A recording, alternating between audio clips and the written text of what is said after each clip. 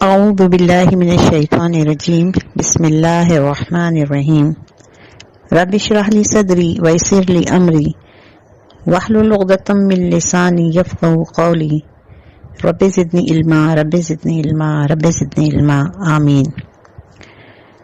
پچھلے درس میں ہم نے سورہ بقرہ کے رکوع نمبر 2 کی ابتدا کی، جن میں ہم نے آیت نمبر 8 تا 13 پڑھنے اور سمجھنے کی کوشش کی۔ آج ہم اس رکوع کی آیت نمبر 13 سے لے کر 16 تک کو سمجھنے کی اور پڑھنے کی کوشش کریں گے۔ اللہ تعالی ہماری اس کوشش میں ہمیں کامیاب کرے۔ اس رکوع کے بارے میں پچھلے درس میں بتا چکی ہوں کہ یہ ایک ایسی شخصیت، ایک ایسے کردار کے بارے میں ہے جو بیک وقت دو رخ رکھتا ہے، یعنی جب مومنین کے سامنے آتے ہیں، آپ صلی اللہ علیہ وسلم کے سامنے آتے ہیں ایسے لوگ تو کچھ بات کہتے ہیں، اور جب اپنے منافقین یا اپنے دوسرے سرداروں کے پاس جاتے ہیں تو وہ دوسری بات کہتے ہیں۔ گویا یہ بین بین لٹک رہے ہیں، نہ تو پوری طرح اسلام قبول کرتے ہیں اور نہ ہی پوری طرح سے یہ کفار میں شامل ہوتے ہیں۔ گویا یہ دونوں دو کشتیوں کے مسافر ہیں۔ تو ہم اپنے سبق کا آغاز کرتے ہیں۔ اللہ تعالیٰ سے دعا ہے ہمیں صحیح سمجھنے، پڑھنے اور عمل کرنے کی توفیق عطا فرمائے، آمین۔ بسم اللہ الرحمن الرحیم، آیت نمبر 13۔ وَإِذَا، واو منے اور حرف عطف۔ میں بار بار ریپیٹ کرتی ہوں تاکہ آپ کے ذہن میں یہ لفظ اپنے میننگ کے ساتھ اچھی طرح واضح ہو جائے۔ اذا جب، وَإِذَا اور جب، قیلا کہا جاتا ہے، لہم ان سے، ہم پھر وہی ضمیر آئیے۔ آپ کوشش کریں ہر آیت میں ضمیروں کو پہچاننے کی کوشش کریں، وہ سب، ان سب سے تھرڈ پرسن کے بارے میں بات ہو رہی ہے۔ وَإِذَا قِيلَ لَهُمْ، اور جب کہا جاتا ہے ان سے، کن سے؟ تھرڈ پرسن، یعنی وہی شخصیات، وہی کردار جن کو اللہ نے منافق کہہ کے مخاطب نہیں کیا ہے بلکہ ایک کردار بتائیں، کچھ لوگ بتائیں۔ آمنو، ایمان لے آؤ، کما جیسے کہ، تشبیہ کے لیے لفظ استعمال ہوتا ہے، کما جیسے کہ، آمن الناس، آمن الناس جیسے کہ دوسرے لوگ ایمان لائے، یعنی ان لوگوں سے جب یہ کہا جاتا ہے کہ ایمان لے آؤ جیسے کہ دوسرے لوگ ایمان لے آئے، یعنی ایسے لوگوں سے آپ صلی اللہ علیہ وسلم یہ فرماتے ہیں کہ دیکھو جس طرح سے اور لوگ ایمان لا رہے ہیں، ان کو جب بلاوا آتا ہے اللہ کی طرف سے تو وہ لبیک کہتے ہیں، فوراً حاضر ہوتے ہیں، تو تم بھی ایسے ہی کرو، تم بھی ایمان لے آؤ۔ قالو کہتے ہیں، کون؟ وہی سارے لوگ۔ آ جو ہے حرف استفہام ہے، سوال کے لیے یوز ہوتا ہے۔ نؤمنو، کیا ہم ایمان لے آئے؟ قالو انؤمنو، کہتے ہیں کیا ہم ایمان لے آئے؟ دیکھیں میں نے پہلے بھی کہا یہ قرآن ہے، یہ کلام ہے، اس کا لہجہ ہے، اس کی اتار چڑھاؤ ہے، اس کو اسی طرح پڑھنے کی اور اسی ایکسپریشنز کے ساتھ سمجھیں تو اس کی اپنی ایک خوبصورتی ہے اور بات کو سمجھنے میں آسانی ہوتی ہے۔ اب آپ اس وقت ان کی حیرت اور ان کا انداز دیکھیے، آپ کو اس انداز میں کیا ملے گا۔ آیت ختم ہوتی ہے تو پھر ہم اس بات پہ ڈسکس کریں گے کہ آپ نے کیا محسوس کیا۔ قالو کہتے ہیں، انؤمنو، کیا ہم ایمان لے آئے؟ کما آمن السفہاء، سفہاء کہتے ہیں بے وقوف لوگ، جیسے کہ یہ بے وقوف لوگ ایمان لائے ہیں۔ کس طرح سے کہہ رہے ہیں اللہ سے، کیا ہم ایمان لے آئے جیسے کہ یہ بے وقوف ایمان لائے۔ وہ بے وقوف کسے کہہ رہے ہیں؟ مومنین کو، اہل ایمان کو۔ اور کیا کہتے ہیں؟ وہ پیچھے کہتے ہیں کہ عجیب قسم کے لوگ ہیں یہ، ان کو تو اپنے نفع کی نقصان کی کوئی فکر ہی نہیں ہے، کوئی اپنے خطرے کا خیال نہیں ہے، نہ کوئی اندیشہ ہے ہی نہیں، نہ اپنی جان پیاری ہے، نہ مال پیارا ہے اور نہ ہی اولاد پیاری ہے۔ یہ ذرا دیکھو نبی پاک صلی اللہ علیہ وسلم کے ایک حکم پر، اللہ کے ایک حکم پر اپنا سارا گھر بار کفار کے رحم و کرم پہ چھوڑ کر اور خود مدینے آ گئے اور ہجرت کر لی۔ ارے یہ تو بڑے بے وقوف لوگ ہیں۔ دیکھیے اس قسم کا رویہ ہمیں آج بھی نظر آ رہا ہوتا ہے۔ جب کوئی اچھائی کی طرف چلتا ہے، کوئی نیا بچہ جو ہے دین کی طرف جاتا ہے، تبلیغ کی طرف جاتا ہے، تو کیسے کیسے لوگ ملتے ہیں اسے اور کس قسم کی باتیں کرتے ہیں۔ عجیب آدمی ہے بھائی، ابھی تو تمہاری عمر اتنی کم ہے، تم نے ابھی سے داڑھی رکھ لی، یا تمہیں پتہ نہیں ہے تمہیں ابھی آگے کیا کرنا ہے، پتہ نہیں کوئی تمہیں پسند کرے نہ کرے، تم تو ابھی سے حرام حلال کرنے لگ گئے، آگے تو تمہیں کمانا ہے، وغیرہ وغیرہ۔ گویا کہ آپ ان آیات کو آج کے دور پر رکھتے جائیں اور سمجھتے جائیں اور پہچانتے جائیں، تاکہ ہمیں اس قسم کے رویے سے خود کو آزاد کرنا ہے، خود کے اندر سے ایسی خرابیوں کو باہر نکال پھینکنا ہے۔ پھر پڑھتے ہیں قالوا انؤمن کما آمن السفہاء، وہ کہتے ہیں کیا ہم ایمان لے آئے جیسے کہ یہ بے وقوف لائے ہیں؟ اللہ، دیکھیں یہ اللہ لفظ جو ہے آیت نمبر 12 میں بھی آیا ہے، اور میں نے بتایا تھا اس میں بڑی گرج ہے، بڑی سختی سے اللہ نے فرمایا ہے آگاہ ہو جاؤ، جان لو، انہم ہم السفہاء، یقیناً یہی بے وقوف ہے۔ بالکل یہی طرز تخاطب جو ہے، یہی طریقہ آیت نمبر 12 میں تھا۔ دیکھیں ریپیٹ کرتی ہوں میں آیت نمبر 12 کو، آپ دیکھیں کیا تھا، اللہ انہم ہم المفسدون، آگاہ ہو جاؤ یہی لوگ فاسد ہیں، یہی لوگ مفسد ہیں، فساد پھیلانے والے ہیں۔ وَلَكِنْ لَا يَعْلَمُونَ، اوپر کی آیت میں تھا وَلَكِنْ لَا يَشْعُرُونَ، آیت نمبر 12 میں، کہ ان کو شعور نہیں ہے۔ اب یہاں پہ کیا کہا اللہ نے، الا انہم ہم السفہاء وَلَكِنْ لَا يَعْلَمُونَ، واو مانے اور، لیکن مانے میں نے پہلے بتایا، لیکن یعلمون انہیں علم نہیں ہے۔ دیکھو یہ کیسے ہیں کہ یہ خود بے وقوف ہے اور انہیں پتہ نہیں، یعنی ان کو اپنی بے وقوفی کے بارے میں علم نہیں ہے۔ کیا سمجھ میں آئی بے وقوفی کے بارے میں؟ کیا علم نہیں ہے؟ آخر وہ کیا بے وقوفی کر رہے تھے؟ دیکھیں سیدھی سی بات ہے، جو اہل ایمان ہیں ان کو یہ معلوم ہے کہ ہمیں نہیں پتا ہماری زندگی کتنی ہے۔ اگر ہم آج مر جائیں تو یہ جتنی بھی دنیا کے فوائد ہیں یا جتنی بھی دنیا کے چیزیں ہیں جو ہمیں اپنی طرف بلاتی ہیں، وہ لمحے میں ختم ہو جائیں گی۔ پھر ایسی زندگی شروع ہوگی جو ابدا ابد ہے، اس کے لیے ہمیں تیاری کرنی، گویا کہ آخرت کی زندگی کی تیاری کرنی ہے ہمیں تو۔ اور لیکن یہ جو بے وقوف لوگ ہیں، یہ جو منافقین ہیں، وہ دنیا کی زندگی کو سب کچھ سمجھتے ہیں، اور جو کہ لمحوں والی ہے، پانی کا بلبلا ہے، اور آخرت کی زندگی کے بارے میں سوچتے بھی نہیں ہیں۔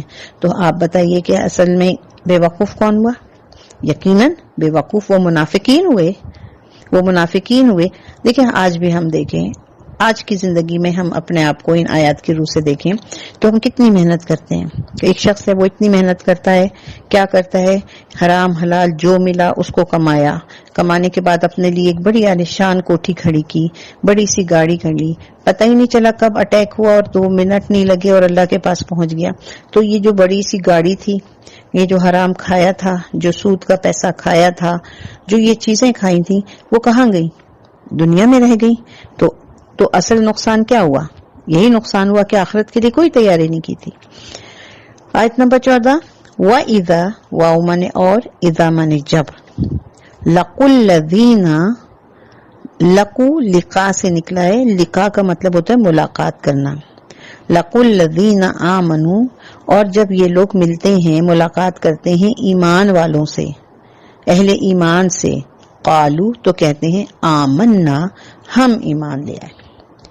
آپ یہاں دیکھ رہے ہیں کہ جو پہلے ہم نے 8 تا 12 آیات پڑھی تھی، ان میں ان منافقین کی ایک بات یہ بتائی گئی تھی کہ یہ اپنے آپ کو بڑے مسلح سمجھتے ہیں اور یہ کہتے ہیں کہ جناب ہم آخرت پہ بھی ایمان لے آئے، اللہ پہ بھی ایمان لائے تو ہم تو مومن ہیں۔ یہ ایک جھلک تھی، ایک ان کی نشانی تھی۔ دوسری بات ابھی پچھلی آیت میں 13 میں آیت میں کیا بتائی کہ جب ان سے کہا جاتا ہے کہ ایمان لے آؤ تو وہ کیا کہتے ہیں کہ ہم کیا ان بے وقوفوں کی طرح ایمان لے آئیں، یعنی کہ پورے ایمان میں داخل ہو جائیں۔ جب ہجرت کا حکم ہو تو ہجرت کر لیں، جب جہاد کا حکم آئے تو اپنی جانوں کے نذرانے پیش کر دیں، جب مال دینے کی باری آئے تو پورے گھر کا سامان اٹھا کے دے دیں۔ تو کیا ہم ان بے وقوفوں کی طرح ایمان لے آئے؟ تو دو نشانیاں یہ بتائیں۔ تیسری بات کیا بتائی؟ اب تیسرا ایک رویہ ان کا یہ تھا کہ جب وہ ملتے تھے مومنین کے ساتھ تو کیا کہتے تھے؟ ہم ایمان لائے۔ منافقت کی تیسری نشانی۔ وَإِذَا، اور جب خلو، دیکھیں یہ مشکل لفظ لگ رہا ہے آپ کو، لیکن دیکھیں یہ نکلا ہے خلوت سے۔ بالکل اردو میں ہم بولتے ہیں خلوت کسے کہتے ہیں؟ تنہائی کو، اکیلے میں۔ تو خلو اکیلے میں، الا طرف، شیاطینہم، شیاطین شیطان کی جمع ہے، ہم کی ضمیر ہے یہ۔ تو وَإِذَا خَلَوْا إِلَى شَيَاطِينِهِمْ، اور جب یہ ملاقات کرتے ہیں اکیلے میں اپنے شیطانوں سے، یا اپنے شیطانوں کے پاس جب یہ اکیلے میں جاتے ہیں۔ اب شیطان کون ہے؟ کیا شیطان یہ اسرائیل کا ذکر ہے؟ تو یاد رکھیے کہ جو یہ شیطان تھا یہ جنات میں سے تھا اور اس کا نام عزازیل تھا، اور اسے ہم سب اب ابلیس کے نام سے جانتے ہیں، اور اس کے بارے میں آگے مزید ہم جب پڑھیں گے تو یہ واقعہ بھی آئے گا آدم و حوا کا اور ابلیس کا، تب اس کے بارے میں تفصیل پڑھیں گے۔ لیکن یہ جو شیطان ہے یہ بھی ایک رویہ ہے، اور اس قسم کی اس کے احکامات پہ چلنے والے لوگ ہوتے ہیں وہ بھی شیاطین ہی کہلاتے ہیں، چاہے وہ جنوں میں سے ہوں یا انسانوں میں سے۔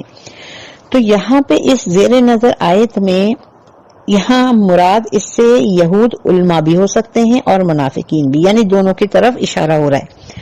یہود علماء اس کا مطلب یوں بھی ہو سکتا ہے کہ جب یہ لوگ جو یہ منافقین ہیں مومنین سے ملتے ہیں تو ان سے کہتے ہیں کہ بھئی ہم تو ایمان لے آئے، لیکن جب اپنے یہود علماء کے پاس جاتے ہیں اور وہ پوچھتے ہیں کیوں بھئی کیا ہوا، تم ایمان لے آئے کیا محمد صلی اللہ علیہ وسلم پہ، تو کہتے ہیں ارے نہیں ہم تو بھئی ان کے ساتھ مذاق کر رہے تھے۔ یا منافقین کے جو سردار عبداللہ بن ابی وہ ان کو تانا دیتا تھا، کیا تم لگتا ہے تم لوگ تو پورے کے پورے مسلمان ہو گئے، ہم نے تو تم سے کہا تھا کہ صبح جاؤ اور صبح جا کے جو تم ایمان لے آؤ اور شام میں مکر جانا، لیکن ہمیں لگ رہا ہے تم ایمان لے آئے ہو۔ تو پھر وہ اس بات میں اپنے ان عبداللہ بن ابی اور ان جیسے سرداروں کو خوش کرنے کے لیے کہتے تھے ارے نہیں ہم تو ایمان نہیں لے کے آئے۔ اب آگے دیکھیں وہ جب اکیلے میں شیاطین سے ملتے ہیں تو کیا کہتے ہیں؟ قالو کہتے ہیں انا نا مانے ہم، انا دونوں لفظ مل کے بے شک ہم، معاکم معا مانے ساتھ، یہاں پہ ایک نئی ضمیر آ گئی ہے جو ہے کم کی ضمیر۔ ابھی تک ہم ہم پڑھ رہے تھے وہ سب لوگ، کم کا مطلب ہوتا ہے مخاطب جمع آپ سب، تو وہ کہتے ہیں نہیں بھائی ہم تو آپ کے ساتھ ہیں۔ کون لوگ؟ منافقین۔ جب اہل ایمان سے ملتے ہیں تو کہتے ہیں ہم ایمان لائے، اور جب اپنے شیاطین سرداروں کے پاس جاتے ہیں تو کیا کہتے ہیں؟ قالو انا معکم، کہتے ہیں ہم تو بے شک تمہارے ساتھ ہیں، انما نحنو بے شک ہم، نحنو میں نے آپ کو بتایا تھا ضمیر منفصل ہے، الگ لکھی جانے والی ضمیر، ہم بے شک ہم، مستہزئون استہزاء سے نکلا ہے، یہ بھی اردو کا لفظ ہے، اردو میں ہم جانتے مانتے ہیں ایسے لفظوں کو، تو یہ جمع ہے مستہزئون، ارے ہم تو محض ان لوگوں سے مذاق کر رہے تھے۔ اپنے شیاطین سے جا کے کہتے ہیں کہ ہم ایمان والوں کے ساتھ ہم تو مذاق کر رہے تھے، ہم تو بالکل بھی ایمان لے کے نہیں آئے۔ آیت نمبر 15 دیکھیے، اللہ یستہزئ، اللہ مذاق کرتا ہے بہم ان کے ساتھ، ویا اب یہاں ہمیں یہ زیب نہیں دیتا، اللہ کو یہ زیب نہیں دیتا کہ وہ کسی کا مذاق اڑائے، تو یہ ترجمہ جو ہے کرنا ہوگا ہمیں، ظاہر سی بات ہے، لیکن اس کی حقیقت کیا ہے کہ در حقیقت اللہ دیکھ رہا ہے کہ یہ مذاق کر رہے ہیں، لیکن حقیقت میں ایسا ہے نہیں، مذاق تو خود ان کے ساتھ ہو رہا ہے۔ ہم یوں بھی کر سکتے ہیں کہ اللہ مذاق جو ہے ان کے ساتھ ہو رہا ہے، بہم مانے ان کے ساتھ، تو اس کا لفظی ترجمہ ہے در حقیقت اللہ ان کا مذاق اڑا رہا ہے یا ان کے ساتھ مذاق اڑوا رہا ہے، ٹھیک ہے۔ بہم مانے ان کے ساتھ، واو مانے اور، اب ایک اور لفظ آیا ہے ویا یمدہم، اب اس میں سے ہم نکالتے ہیں، آپ یمدو ہے، یمدو کو آپ مدت سے یاد رکھیں، دیکھیں مدت ہوتی ہے نا، کسی چیز کی مدت دی گئی ہے، اور کبھی کوئی قرض خواہ آتا ہے تو کوئی قرض کے لیے تو آپ کہتے ہیں یار تھوڑی سی ڈھیل دے دو، میں تھوڑی سی مدت دے دو، ہم کہتے ہیں چلو ہم نے تھوڑی تمہیں ڈھیل دے دی ہے، مدت دے دی ہے تمہیں، تو یہ وہی ورڈ ہے وَيَمُدُّهُمْ، اور انہیں ڈھیل دے رہا ہے، فی مانے اس میں، کون ڈھیل دے رہا ہے؟ اللہ ڈھیل دے رہا ہے، اللہ ان کا مصدر، حقیقت اللہ ان کا مذاق اڑا رہا ہے اور ان کو ڈھیل دے رہا ہے۔ کس بات کی ڈھیل دے رہا ہے؟ فی میں طغیانہم، طغیانی، دیکھیں طغیانی ہم نے سنا ہوا لفظ ہے، سمندروں میں طغیانی آ گئی، یعنی موجیں بہت زور زور سے ہوتی ہیں، جب سمندر میں طغیانی آتی ہے تو ایسا لگتا ہے کہ سمندر اب بپھر گیا ہے، اس کو قابو کرنا مشکل ہے، خوف آ رہا ہے کہ وہ اپنی حدود سے باہر نکل جائے، تو یہ طغیانی ہے ان کی سرکشی کی، یعنی جو یہ کفار ہیں، یہ جو منافقین ہیں، وہ اپنی گمراہی میں ایسے پاگل ہوئے ہیں اور اس بری طریقے سے الٹی سیدھی باتیں کہہ رہے ہیں، تو پھر یہ اپنی حدوں سے باہر نکل گئے. اب وہ اتنی بڑی بات کہہ رہے ہیں کہ وہ اللہ کے ساتھ مذاق کر رہے ہیں اور مومنوں کے ساتھ مذاق کر رہے ہیں. استغفر اللہ. تو اللہ ان کو ڈھیل دے رہا ہے ان کی سرکشی پہ، یا مہون، جس میں کہ وہ اندھے بہرے بن کر بھاگے چلے جا رہے ہیں، بڑھتے چلے جا رہے ہیں. تو اس آیت کا مطلب ہوا در حقیقت اللہ ان کا مذاق اڑا رہا ہے اور ان کو ان کی سرکشی میں ڈھیل دے رہا ہے کہ وہ اپنے عقل کے اندھے پن میں بڑھتے چلے جا رہے ہیں. اللہ تعالیٰ ان کی رسی کو ڈھیل دے رہا ہے. دیکھیں ایسا بھی بعض دفعہ ہوتا ہے کہ کوئی بہت ایسا شخص ہوتا ہے کہ بہت سرکش ہوتا ہے، تو ہم لوگ کہتے ہیں کہ یار کیا ہے، اللہ اس کو سزا کیوں نہیں دے رہا؟ تو در حقیقت اللہ تعالیٰ اس کو ڈھیل دے رہے ہوتے ہیں کہ خوب اچھی طرح سے تم جتنی بھی سرکشی کر سکتے ہو کر لو، یہ یاد رکھو تمہارا ایک سرا میرے ہی ہاتھ میں ہے. اللہ فرماتے ہیں تمہارا سرا میرے ہاتھ میں، تم کتنی بھی سرکشی کر لو گے، کتنی بھی دور بھاگو گے، تم مجھ سے دور بھاگ نہیں سکتے. استغفر اللہ. آیت نمبر 16 دیکھیے. اولئک، یہ وہ لوگ ہیں. اولئک الذین، یہ وہ لوگ ہیں. کون ہیں؟ اشترو نکلا ہے تجارت سے. کسی چیز کی تجارت ہوتی ہے، ایک چیز آپ نے دی اور دوسری چیز اس کے بدلے میں لے لی، ایسی تجارت کون سی؟ تجارت بھی وہ والی جو کہ ایک دوسرے کو کوئی چیز دے کے لی جائے. مثلا میں نے آپ کو ایک چیز دی، آپ جواب میں مجھے دوسری چیز دے دیں، تو یہ ایک تجارت ہے جو لینے دینے کی ہے. اولئک الذین اشتروا، تو یہ وہ لوگ ہیں جنہوں نے تجارت کر لی، خرید لی. ضلالت کہتے ہیں گمراہی کو. بالہدا، با کے نیچے زیر ہے، حرف جر ہے، کے بدلے میں. بالہدا، ہدایت کے بدلے میں. معنی کیا بنے؟ یہ وہ لوگ ہیں اولئک الذین اشتروا الضلالۃ بالہدی، یہ وہ لوگ ہیں جنہوں نے ہدایت کے بدلے میں گمراہی خرید لی. کیا زبردست بات ہے. اللہ تعالیٰ نے دیکھیں کس پیارے انداز میں کہا ہے کہ ایک شخص ہے، اس نے گمراہی کو چھوڑا اور ہدایت لے لی. ٹھیک ہے، تو اس کے بدلے میں اس کو بڑی بھاری قیمت دینا پڑی. کیا قیمت دینی پڑی؟ جو اہل ایمان ہیں، یعنی انہوں نے تکلیفیں بھی اٹھائیں، آزمائشوں سے بھی گزرے، قربانیاں بھی دیں. اس نے یہ سب کچھ منظور کر لیا، لیکن حاصل کیا کر لی؟ سب سے بڑی نعمت ہدایت حاصل کر لی.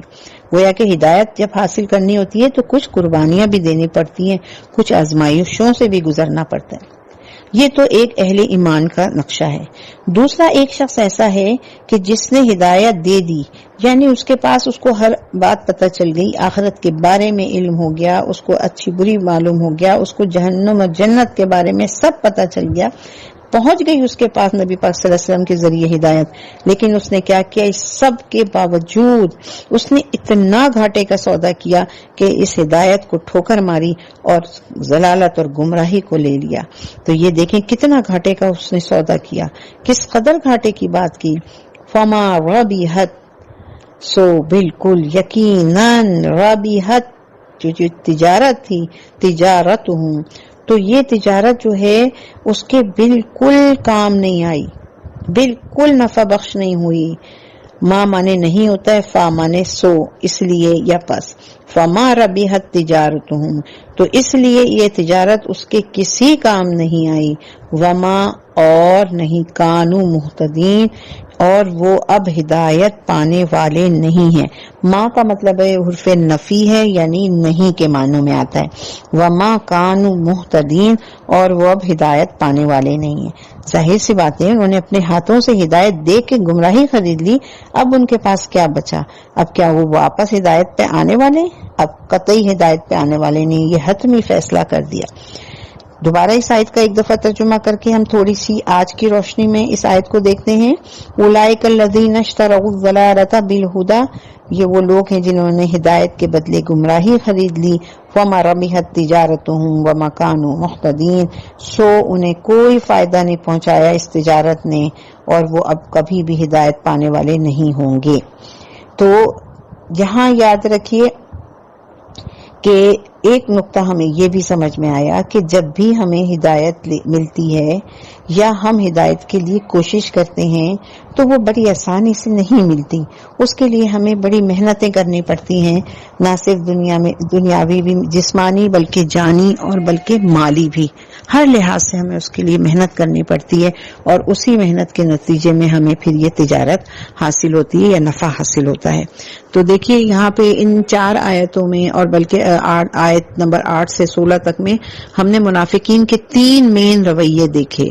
تو وہ رویے کیا ہیں کہ وہ جو ہیں وہ کہتے ہیں اپنے آپ کو بہت، پہلا رویہ یہ ہے منافقین کا کہ وہ اپنے آپ کو بڑا حق پہ سمجھتے ہیں کہ ہم تو بڑے مصلح ہیں اور ہم بڑی اصلاح کرنے والے ہیں، ہم تو بڑے نیک ہیں.